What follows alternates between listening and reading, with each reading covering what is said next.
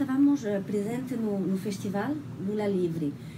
Fernando Haddad declarou, enquanto o seu estatuto jurídico, que você foi liberado, mas que você não era livre. Exatamente qual é esse estatuto e qual é, hoje em dia, a batalha? Olha, primeiro, nós estamos tentando, com habeas corpus na Suprema Corte, anular todo o processo e anular a decisão do juiz Moro, aprovando que ele foi um juiz totalmente parcial e um juiz totalmente comprometido com a minha condenação.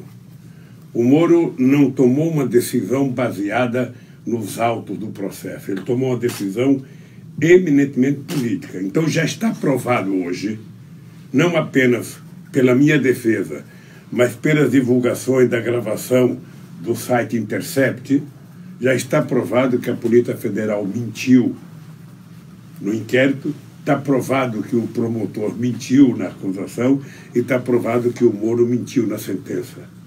Bem, então nós estamos pedindo a anulação disso. Eu estou livre porque houve uma decisão da Suprema Corte que me liberou, porque só pode uma pessoa ser presa depois do julgamento transitado em julgado pelas Cortes Supremas, o que não é o meu caso.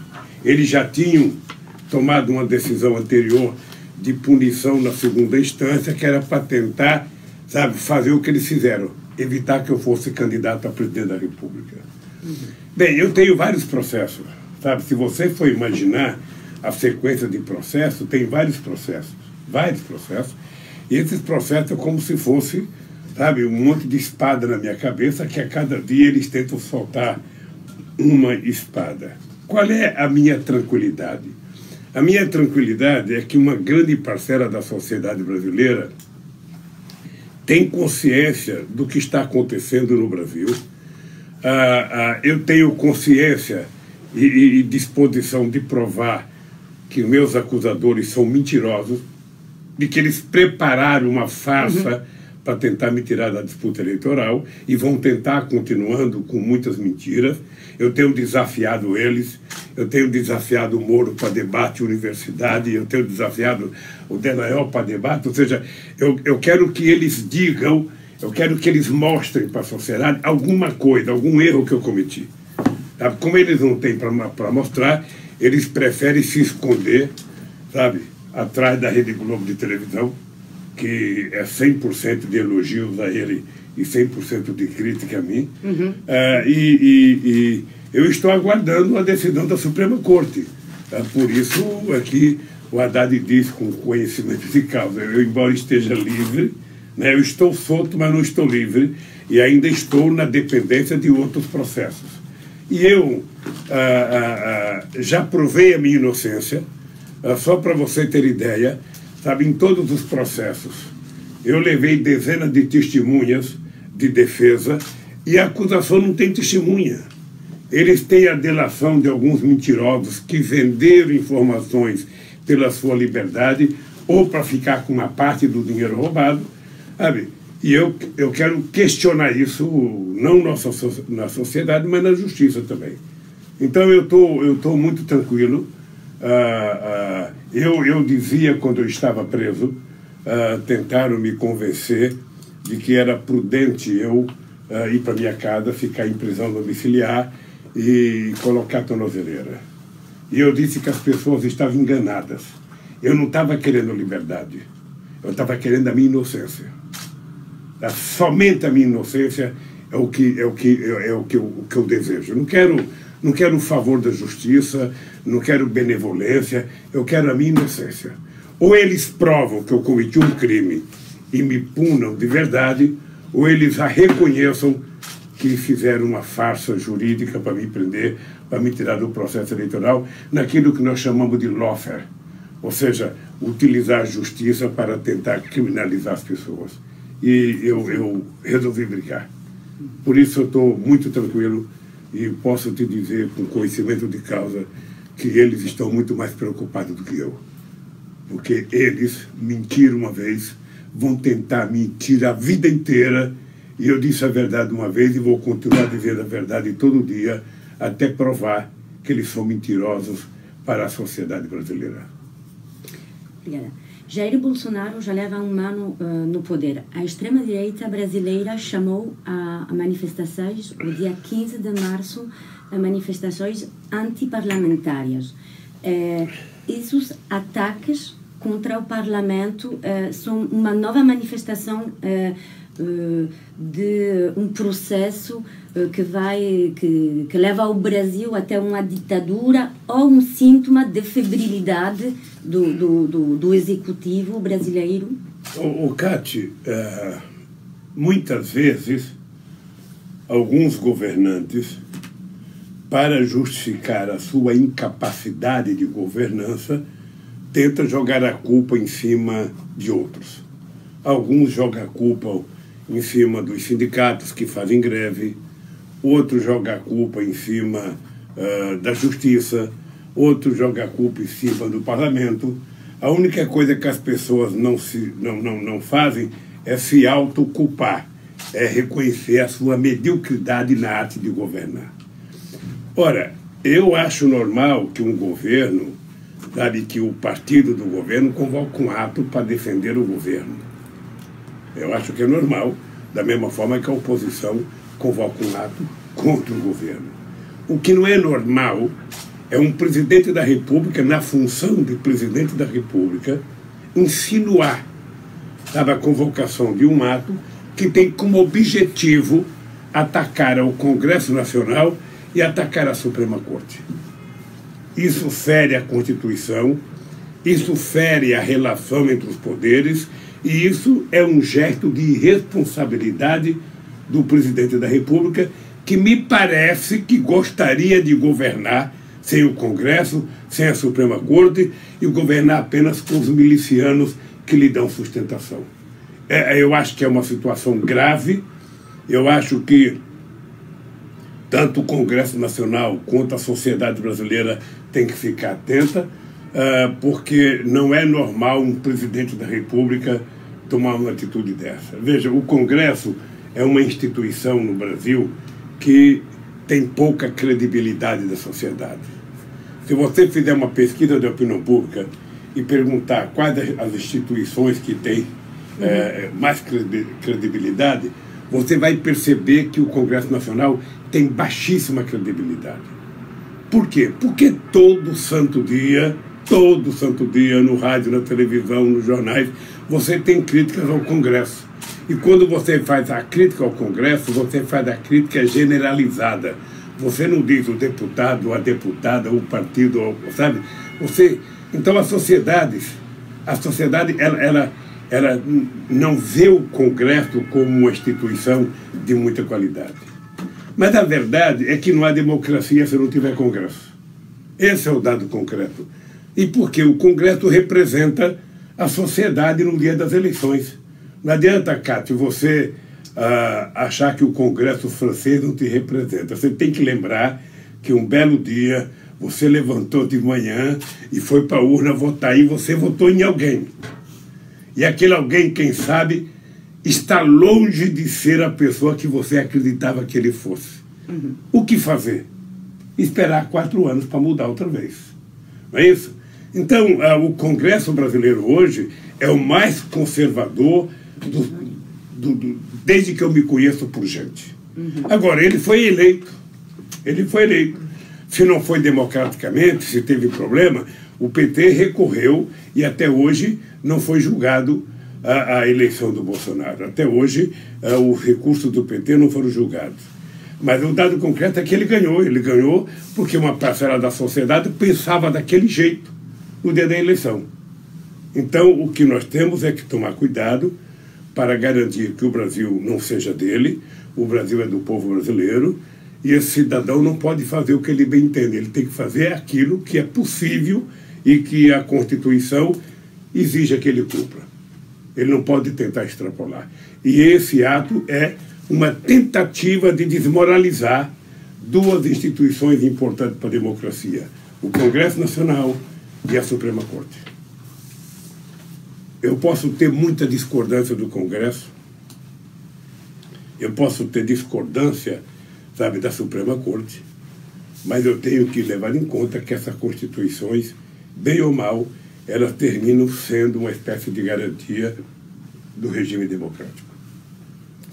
Já que estamos a falar da política do Jair Bolsonaro, antes dele ser eleito, já há muitos anos atrás, sempre teve declarações muito duras contra, digamos, os povos originários do Brasil, até sobre os descendentes dos escravos. Como você explica esse desencadenamento de ódio contra parte do povo brasileiro? Olha, eu acredito, Cátia, que nem o Bolsonaro imaginava ser eleito presidente da República. Nem ele imaginava, porque ele, durante 28 anos, foi deputado federal. Em 28 anos, parece que ele só apresentou 2 projetos. Ele, quando fazia pronunciamento, era para atacar ou mulheres, ou atacar índios, ou atacar negro, ou defender, sabe, que era preciso dar arma para o povo, porque ele acha que tudo resolve-se com arma na mão. Ele, na verdade, ao invés de ser presidente, ele poderia ter vindo ao velho oeste americano e se candidatar a um cargo de xerife, porque era o que ele pensava ser na vida. Ele acha que revólver na mão das pessoas e rifle resolve o problema da segurança, o problema da economia. E eu acho que ele não tinha noção de que ele ia ser eleito. Ele foi eleito porque, durante muito tempo, houve um processo de instigação do ódio, da descrença na política, da descrença nos partidos, e ele conseguiu, mesmo sendo deputado 28 anos e 4 anos vereadores, ele é talvez o deputado mais velho no Congresso Nacional, ele conseguiu passar para a ideia, a sociedade, que ele não era político. Ele conseguiu. Que não era do sistema. Criticando os políticos. Sabe, que ele não pertencia ao sistema, que ele era o inimigo do sistema. E também uma forte campanha da direita contra o PT e contra os avanços sociais do nosso governo. O resultado é que a democracia pariu o Bolsonaro. Essa é a verdade. A democracia pariu o Bolsonaro. E agora a sociedade brasileira, sabe, tem um filho indigesto, sabe, que ela precisa cuidar. Eu penso que é preciso ter muito cuidado. A sociedade tem que ter muita responsabilidade. O Brasil vive um processo de mentiras muito grande. O presidente não fala com a imprensa, tudo ele resolve com fake news, tudo ele resolve no Twitter, tudo ele resolve nas suas mensagens feitas de madrugada, sem saber por quê. Sabe? É impressionante, é impressionante. Eu vejo ele e o Trump governar.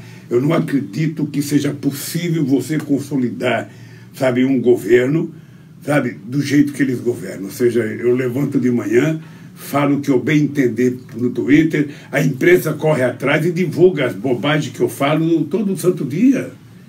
Ou seja, ofende a imprensa todo dia, ofende jornalista todo dia e vai naturalizando essas coisas absurdas. Ele vai naturalizando. É bonito ele ofender jornalista, é bonito ele falar palavrão, é bonito ele não gostar de democracia, é bonito ele falar que não gosta do Congresso, é bonito o filho dele falar que um soldado fecha a Suprema Corte. Sabe, assim, ele vai naturalizando, e as pessoas que antes achavam absurdo vão achando que é normal, é assim mesmo. E não é assim. Uma banalização. Banalização. Você disse a palavra correta. Ele está banalizando a arte de governar um país. É isso. Também o Jair Bolsonaro leva não sei se é um programa, mas políticas neoliberais muito duras, autoritárias. Há sectores que levam essa oposição a esses projetos, mas, de modo geral, a sociedade brasileira não reage à altura dos ataques contra as instituições, como o Congresso, as liberdades e o direito. por que há uma espécie de apatia? Olha, no Brasil, nós costumamos dizer que o primeiro ano de governo é o ano em que a sociedade tolera tudo. Ou seja, a pessoa ganhou as eleições, a pessoa não é obrigada a acertar, a pessoa ainda não sabe sequer, sabe como é que funciona a máquina governamental. Então, a sociedade ela tem paciência, sabe, no primeiro ano de mandato. A sociedade, até para você fazer oposição, às vezes as pessoas falam, poxa, mas o cara só está aí há 6 meses, o cara só está aí há 8 meses, vocês já estão cobrando dele, sabe? É verdade, a sociedade é muito paciente. Eu tomei posse em 2002, em janeiro de 2003, a sociedade, o ano de 2003, ela não cobrava nada de mim. Ela sabia que eu estava começando a governar o país. Agora, a partir desse ano, a sociedade já começa a se manifestar mais e começa a cobrar resultados. O que está acontecendo? O Bolsonaro, ele não consegue dar respostas na área econômica. A economia não cresce, não aumenta o emprego, não aumenta o salário, não aumenta a renda, não aumenta as exportações. Ou seja, ele começa a perceber, sabe, que aquilo que ele prometia não vai acontecer. Ele prometia um PIB de 2,5%, me parece que o PIB não vai passar de 1,2% esse ano. Ou seja, então, ao não entregar os compromissos econômicos, eu fiquei sabendo que essa semana o ministro da Fazenda chorou, fez uma reunião com os líderes que estão convocando o protesto, e ele chorou e pediu que ele precisa de mais 15 semanas para que o Brasil possa dar certo. Ou seja, na verdade, eu acho que é o prazo que ele quer para vender a Petrobras. É o caso que ele quer para se desfazer do Banco do Brasil, do BNDES. O que o Bolsonaro está fazendo? Ao não conseguir entregar um crescimento econômico prometido, que o sistema financeiro queria, que a grande mídia brasileira queria, o que ele está fazendo? Ele está desviando a cabeça das pessoas para as loucuras dele. Então ele fala em fechar o Congresso, ele fala em protestar contra o Congresso, ele fala, sabe, que jornalista não presta, e a sociedade vai deixando de ficar discutindo a economia para ficar discutindo as bobagens do Bolsonaro. É uma maneira de... É uma maneira de evitar. É uma maneira de evitar discutir o principal. É uma maneira de fugir do assunto. E ele é especialista nisso. Toda vez que tem um assunto sério na economia, ele fala uma bobagem que é para as pessoas não discutirem aquele assunto sério. Por exemplo, ele não discute o caso Marielle. Ele não discute. Sabe, ele sempre, toda vez que fala, sabe, dos milicianos, ele tenta evitar. Ele sabe que ele era amigo dos milicianos, ele sabe que ele morava junto dos milicianos, sabe? Mas ele finge que não é com ele. Finge. E assim ele vai levando, já está 1 ano, sabe? Eu não sei por quanto tempo ele pretende continuar governando mentindo. Não sei quanto tempo ele vai continuar governando, sabe? Desviando a cabeça da imprensa, a cabeça da sociedade brasileira para as coisas sérias. Você não viu desse governo até agora a palavra crescimento econômico, você não ouviu até agora a palavra desenvolvimento, você não viu até agora a palavra aumento de renda para as pessoas, você não vê nada que diga respeito aos benefícios das pessoas, sabe? Não há melhora na saúde, não há melhora na educação, há desmonte de tudo aquilo que foi feito de política social pelos governos do PT, e assim ele vai levando o Brasil. É lamentável, de vez em quando a gente fica imaginando que a sociedade deveria reagir mais rapidamente, mas também a gente compreende que leva um tempo para a sociedade acordar e para a sociedade fazer os protestos que a gente acha que ela tem que fazer.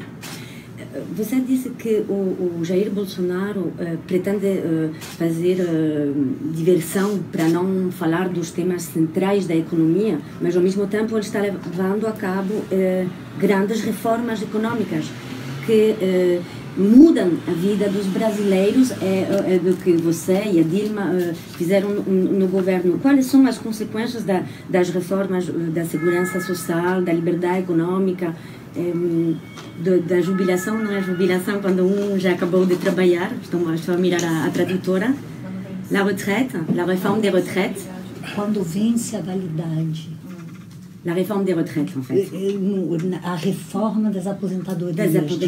Ele siga avançando um projeto que tem consequências sociais e econômicas muito graves para a população brasileira. Então, deixa eu lhe falar uma coisa. Eles tinham uma proposta de reforma tributária que tinha como peça principal da reforma a capitalização.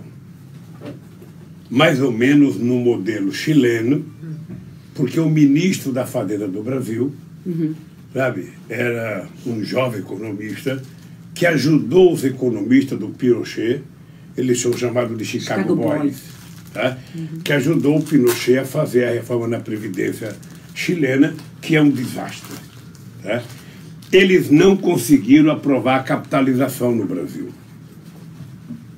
Continuou o sistema solidário. A capitalização não passou. Então, não foi uma reforma como ele queria. O Congresso Nacional se surgiu e evitou alguns males, sabe, na reforma da Previdência. De qualquer forma, veja, se você mora num país e de vez em quando você tem que discutir a reforma da Previdência para adaptá-la às novas realidades da longevidade da vida, tudo bem. Olha, mas como não é de interesse do governo, é de interesse da sociedade, é uma boa política que você ouça a sociedade, que você converse com a sociedade.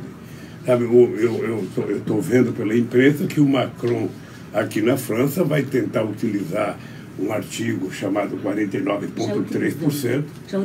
Já utilizou para não ter votação, para ser aprovado automaticamente. Ou seja, esse cidadão, ele apenas foi eleito presidente, ele não é o dono do país. Então era preciso que se levasse em conta o respeito às instituições democráticas, né? Porque a extrema-direita ela está utilizando formas antidemocráticas em vários países do mundo. E o Bolsonaro tenta utilizar no Brasil. Ele tenta governar por decreto, ele tenta governar, sabe, com mentiras. Isso não é possível. Não é possível. A reforma trabalhista, embora não tenha sido feita por ele, foi feita pelo Temer, é o desmonte que está acontecendo em todo o mundo. Já houve reformas em 165 países do mundo e em todas elas os trabalhadores saíram perdendo. Em todas elas. Ou seja, na verdade o que está em andamento é a tentativa de acabar com o estado de bem-estar social que surgiu no mundo depois da Segunda Guerra Mundial. Tá? Então, o estado de bem-estar social que deu garantia a países como a França, que deu garantia e tranquilidade a países como a Alemanha, ou seja, está sendo questionado. Né? Porque é o trabalhador que é culpado pela crise do Estado, é o trabalhador que é culpado, sabe, pela crise da saúde, é o trabalhador que é culpado pela crise fiscal. No caso do Brasil e da América Latina, nós nem conquistamos o estado de bem-estar social que vocês já conquistaram. E já perdemos o direito de conquistar. Então, o que nós, enquanto oposição, enquanto dirigentes sindicais, temos que dizer? Nós temos que voltar a fazer o discurso, sabe, de que ou a gente luta, ou a gente briga, ou a gente vai ser tratado como se fosse escória da humanidade. Tá? A gente vai ser tratado como no Brasil se tratou durante os 350 anos os escravos. Ou seja, seres humanos sem direito, seres humanos sem liberdade, seres humanos que têm dono. É isso que eles querem. Ou seja, na medida que você acaba com o emprego formal e você cria como grande empregador do mundo, sabe, empresas de aplicativos como Uber, como iFood, ou seja, você está precarizando o mundo do trabalho, você está precarizando a questão salarial, você está tirando toda e qualquer estabilidade que a sociedade e a humanidade precisa para viver em paz. É muito saudável que você acorde todo dia sabendo que você tem seu emprego, sabendo que você tem seu salário, sabendo que a sua família está protegida por um programa de saúde que vai lhe garantir o mínimo necessário. É muito importante que a sociedade seja assim, porque isso dá paz, dá tranquilidade. O que está acontecendo? O que está acontecendo é que estão tirando tudo isso de nós, tudo isso, para nos tornar cidadãos submissos como éramos no tempo do começo da industrialização. Hoje as pessoas trabalham 12 horas por dia, 14 horas por dia, e trabalham sem saber. Às vezes a pessoa está em casa, está no banheiro e está trabalhando no celular sem saber que está trabalhando. Está prestando serviço, ou seja, de graça. Então é preciso, eu tenho utilizado muito o termo, é preciso voltar a humanizar a humanidade. Ou seja, a humanidade tem que voltar a ser mais humana, a ter mais sensibilidade, a ter mais solidariedade, a ter um pouco mais de sentimento, sabe, de repartição das coisas materiais que nós somos capazes de produzir. Eu, às vezes, fico com medo das pessoas me chamarem de romântico, sei lá, de dinossauro, porque eu vejo as pessoas escravas de celulares. Escravas, na verdade é escrava. As pessoas não desligam o celular, sabe, da meia-noite de um dia, sabe, 3 horas da manhã, 2 horas da manhã, 4 horas da manhã, 5 horas da manhã, vai almoçar com o celular, acorda com o celular, vai jantar com o celular, namora com o celular, toma café com o celular, vai no banheiro com o celular, sabe, faz sexo com o celular, só pode ser. Eu não sei como é que as pessoas sobrevivem. Sabe, a cabeça precisa ter tempo para pensar, ter tempo para descansar. Eu não preciso saber de mais informação do que a minha cabeça pode processar. Eu preciso saber do principal, das coisas boas. Sabe, então, eu fico olhando o que vai acontecer, eu estou vendo assim, parece que nós estamos virando algoritmos. Agora, eles, através do celular, sabe, estão manipulando eleições no mundo inteiro. Estão manipulando eleições no mundo inteiro. O Trump é resultado de manipulação. O Bolsonaro é resultado de manipulação. Na Turquia é resultado de manipulação. Na Hungria, sabe? Salvini na Itália é resultado de manipulação. Aonde é que a gente vai parar? Aonde é que nós vamos parar se eu não penso mais, se eu não tenho mais sentimentos, se eu não tenho mais gosto, se eu não tenho mais vontade? Tudo é me mandado por zap, é me mandado por e-mail, me mandado por... Sabe, eu fico preocupado. Eu fico preocupado porque a coisa mais nobre no ser humano era o sentimento, era a solidariedade. Sabe, a coisa mais fantástica era você sentar em torno de uma mesa e trocar ideias, divergir. Hoje não, hoje você não diverge, hoje você briga. E briga por zap. A quantidade de famílias que não se conversa mais, pai que não conversa com filho que não conversa com pai, mãe que não fala com filha que não fala com... Sabe, é um negócio absurdo. Por divergências políticas. Sabe, isso o que é? Isso é o ódio que foi disseminado, sabe, por uma coisa que foi criada para fazer o bem para a humanidade. Está sendo utilizada ao reverso, que é a estimulação do ódio, da mentira. Você não tem noção, no Brasil, o que fizeram contra o Fernando Haddad na campanha de 2018. Você não tem noção. Sabe? Até quando a humanidade vai permitir que isso continue acontecendo? Eu te confesso que me preocupa. Me preocupa saber o seguinte: qual será o futuro do meu filho, do meu neto? Qual será o futuro? Que humanidade eles vão ter? Sabe, como é que vai ser o funcionamento das comunidades? Porque a sociedade, ela nasceu para viver em comunidade. Sabe, ela sabe, no mesmo prédio as pessoas serem amigas, as pessoas se ajudarem, sabe, no mesmo bairro as pessoas se... Hoje não. Hoje, quanto mais sozinho você tiver, melhor.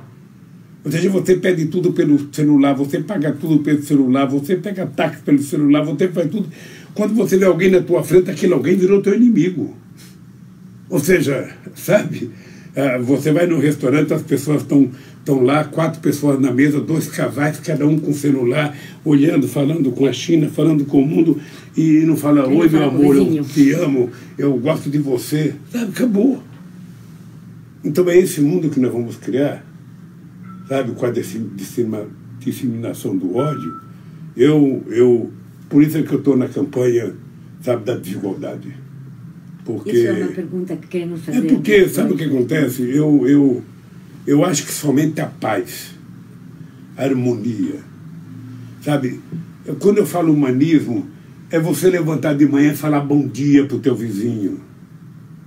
Perguntar como é que está teu filho, está bem? Tua filha está bem? Sabe?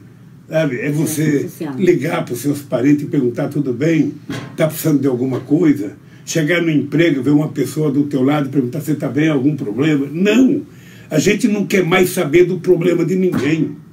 A gente quer saber, sabe, só da nossa atividade individual. Então, eu acho que a simulação da violência, da guerra, do ódio... Outro dia eu vi uma pesquisa que, há um tempo atrás, você perguntava se um republicano aceitava que sua filha casasse com um filho de democrata. Você tinha 80% que aceitava. Hoje, só 4% aceita. Ou seja, então você não consegue mais juntar 2 torcidas no estádio de futebol.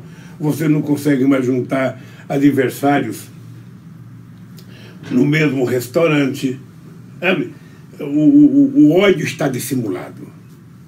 Né? As provocações estão dissimuladas.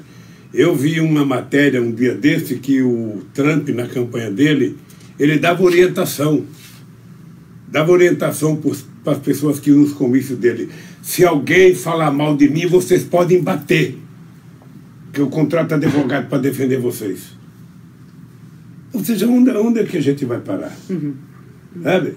Então, aí eu então resolvi, primeiro, a questão da paz, da solidariedade e do humanismo é uma coisa muito sagrada para mim. Eu fui criado assim. E a questão da desigualdade. Ou seja... Isso é uma pergunta que queremos fazer depois, presidente. Pode ser. Você dizia que se está a destruir os direitos dos trabalhadores, o estado de bem-estar, que no Brasil apenas se conseguiu construir esse estado de bem-estar. O balanço, não sei se é assim, quer dizer, as políticas que você levou a cabo no Brasil, também a presidente Dilma permitiu muita inclusão social, mas ao mesmo tempo não poder tocar o modelo de desenvolvimento do Brasil. Quais são exatamente os obstáculos que não permitiram avançar para um estado de bem-estar, para outro modelo de desenvolvimento no Brasil? Então, vamos apenas ver o seguinte, olha. No Brasil, no tempo que o PT governou o Brasil, nós conseguimos fazer a mais importante política de inclusão social que o Brasil já teve. Né? No Brasil, nós conseguimos transformar a Petrobras na 7ª empresa de petróleo do mundo e fizemos a mais importante descoberta de petróleo do século XXI, que foi a descoberta do pré-sal. No Brasil, quando eu cheguei no governo, você tinha menos de 3.000 trabalhadores na indústria naval. Nós recuperamos a indústria naval e, quando eu deixei o governo, você já tinha mais de 80.000 trabalhadores trabalhando na indústria naval. Quando eu cheguei no governo, o Brasil exportava 100 bilhões de dólares. O Brasil passou a exportar quase 500 bilhões de dólares. Ou seja, eu estou falando apenas das coisas maiores porque a política de inclusão social foi uma coisa que jamais alguém imaginou que fosse possível fazer em tão pouco espaço de tempo. E, obviamente, que você vai construindo um novo modelo de desenvolvimento. Para você ter ideia, quando eu cheguei no governo, o Brasil vendia 1.700.000 carros por ano. Quando eu deixei o governo, a gente vendia 3.800.000 carros por ano. né? Só para você ter ideia. A quantidade de gente que passou a ter acesso à geladeira, fogão, a máquina de lavar roupa, sabe? Foi uma quantidade enorme. Levamos energia elétrica para 16 milhões de pessoas na área rural que não tinha energia elétrica, pessoas que viviam na base do candeeiro estudando. Estão desmontando tudo. Estão desmontando tudo. O Brasil precisa discutir, e essa era a minha tese, ou seja, que tipo de desenvolvimento que o Brasil precisa e que tipo de indústria que o Brasil precisa. O Brasil precisa saber o seguinte: qual o nicho de indústria que nós precisamos colocar em prática no Brasil. O Brasil tem 30 e poucas fábricas de carro. Sabe? É impressionante, ou seja, tem mais fábrica de carro do que carro. Sabe? Então, o Brasil tem alguns setores que o Brasil é muito competitivo. O Brasil é o primeiro país em muitas coisas. Nós acabamos de vender a nossa empresa de aviação, que era a terceira do mundo. Era mais importante que a Bombardier canadense. E nós vendemos para a Boeing.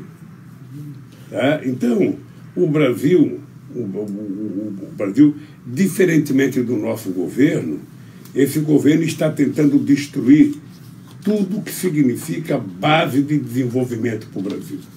Se você não investe em ciência e tecnologia, se você não investe em educação, a chance de você criar, sabe, modelo de desenvolvimento inovadores é raro.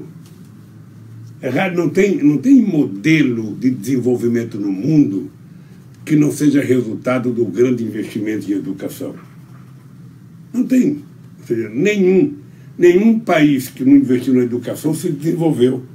E é por isso que nós conseguimos, em 13 anos, colocar 4 milhões de jovens na universidade. Jovens da periferia, meninos e meninas negros, índios, ou seja, pessoas que jamais sonharam chegar à universidade, chegaram. E isso incomodou a elite brasileira. Então, eu acho que o Brasil vai ter que se encontrar consigo mesmo para que o Brasil possa ter um modelo de desenvolvimento que leve em conta o mercado interno. Ou seja, o Brasil é muito grande, o Brasil tem 210 milhões de habitantes, o Brasil tem um mercado interno extraordinário e o Brasil pode ter muita indústria produzindo por seu mercado interno. O Brasil, na medida que vai evoluindo tecnologicamente, o Brasil pode virar mais competitivo, porque você tem que levar em conta a qualidade e produtividade, você tem que levar em conta o custo do que você produz para você entrar no mercado externo, sabe? Mas o Brasil tem todas as condições para fazer. Nós provamos isso. Nós provamos que é possível. Agora é preciso que você pense no Brasil, coisa que não está sendo pensada agora por esse governo. Justamente, qual poderia ser o projeto que poderia ajudar a mobilizar a sociedade brasileira? Qual projeto para encaminhar de novo no desenvolvimento? Olha, o PT apresentou recentemente um programa de emergência, que é um programa para gerar empregos, ou seja, com a ideia de que o Estado tem que fazer investimento para que ele possa incentivar a iniciativa privada a fazer investimento para que a gente possa poder fazer obras de infraestrutura que estão paralisadas. Isso o PT apresentou agora. E o PT também está apresentando uma proposta nova de política tributária que leve em conta a necessidade de fazer os mais ricos pagarem mais impostos, porque no Brasil quem paga mais imposto é a parte mais pobre da população. Então você tem que taxar, sabe, as grandes fortunas, você tem que fazer um imposto sobre herança, sabe, e mudar a tabela de imposto de renda para que os mais pobres não paguem. Inclusive você inventar, sabe, determinadas pessoas até 5 salários mínimos de pagar imposto de renda, levando em conta que salário não é renda, sabe? Então, tudo isso está em andamento e o PT está se preparando. Nós vamos ter agora eleições municipais. até outubro vão ter eleições de quase 6 mil municípios, e o PT vai continuar disputando as eleições, vai continuar defendendo o seu programa, e nós esperamos mobilizar muita gente, junto com os outros partidos de oposição, junto com o movimento sindical, para que a gente possa garantir a democratização do Brasil. Queria saber, presidente, o seu análise sobre a situação no continente latino-americano. Houve o golpe parlamentar contra a Dilma, a vossa persecução jurídica. Houve o golpe também, uma forma de golpe na Bolívia recentemente contra o Evo Morales. Muitas vezes disse que está por detrás os Estados Unidos apoiam logisticamente ou pensam esses golpes de Estados. Segundo você, qual é a estratégia atual de Washington?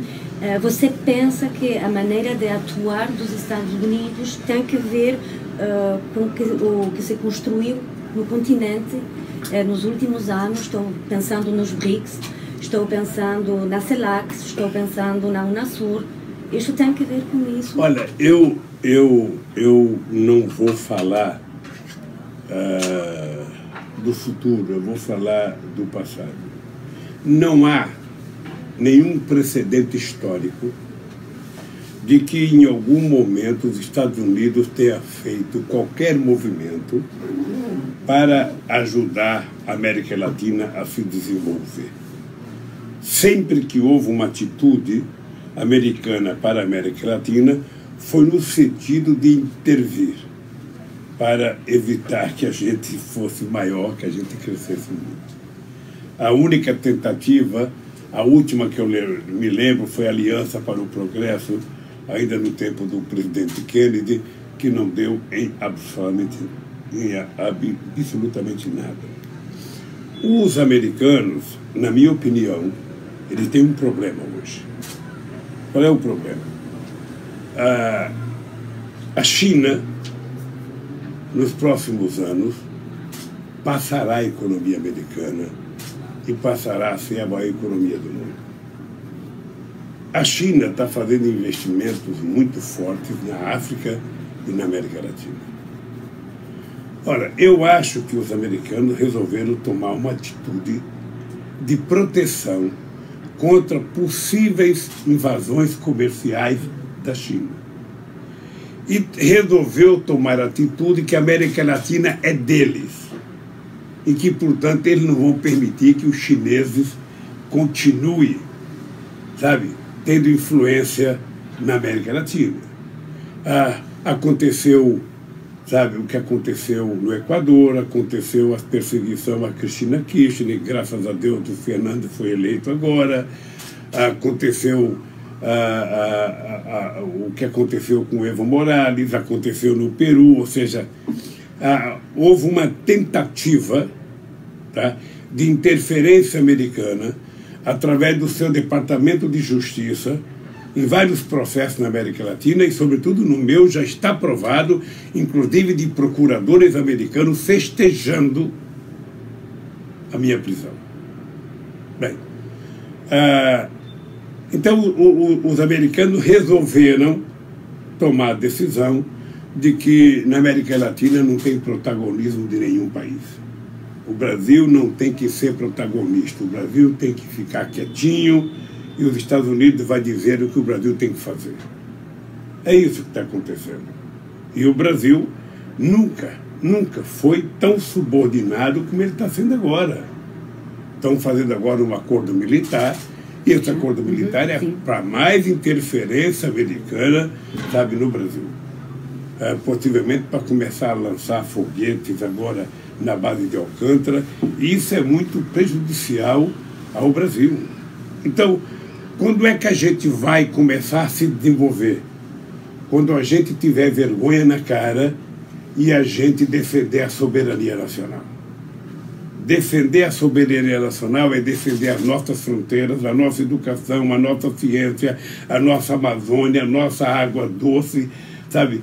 É defender um modelo próprio de crescimento econômico, é defender um modelo próprio de relações internacionais, é não estar subordinado a ninguém, mas ser aliado de todos. O Brasil não quer ter hegemonia, o Brasil precisa ter parceria com o restante do mundo. É esse modelo que nós tentamos implantar.